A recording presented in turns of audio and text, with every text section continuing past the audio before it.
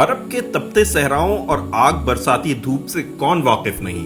कुछ ऐसे ही शदीद हालात में एक शख्स अपनी बीवी और भतीजे के साथ हिजरत पर मजबूर हुआ। घर, खानदान, वालदैन और बेहतरीन जिंदगी को अल्लाह की खातिर कुर्बान कर दिया। मुल्क के हुक्मरानों और जालिम बासियों ने आग में जलाना चाहा।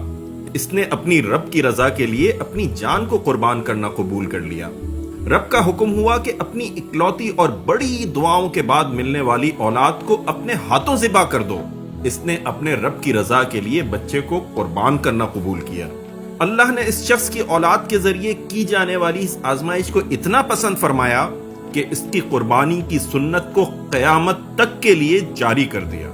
जी हाँ, यही वो सुन्नत इब्राहीमी अलैहिस्सलाम है जिसकी अदायगी में हर मुसलमान जोशो खरोश से हिस्सा लेता है, मनपसंद जानवर खरीदता है, अल्लाह की राह में कुर्बान करता है और कबूलियत का ख्वाहिशमंद होता है।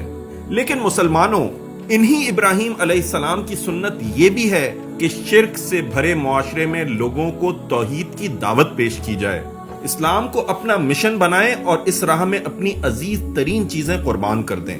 कुर्बानी के अय्याम आया ही चाहते हैं और सुन्नत इब्राहीमी के अदायगी का वक्त भी करीब आ लगा है।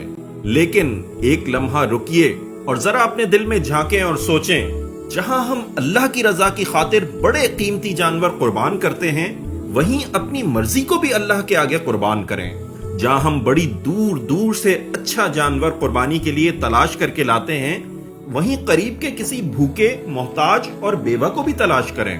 जहां हम कुर्बानी के लिए खूबसूरत तरीन जानवर का इंतखाब करते हैं, वहीं मुआशरे में फैले बदसूरत रस्म रिवाज, जुल्म और बेहयाई को भी खत्म करें। जैसे हम ईद पर अपने बच्चों के लिए नए और प्यारे कपड़े खरीदते हैं, वैसे ही मैले कुचैले कपड़े पहने यतीम और नादार बच्चों की भी फिक्र करें। जहां हम सुन्नत इब्राहीमी की अदायगी में बड़े जोश और खरोश से हिस्सा लेते हैं, वहीं दीन मोहम्मदी सल्लल्लाहु अलैहि वसल्लम के निफास के लिए भी जोश और खरोश दिखाएं।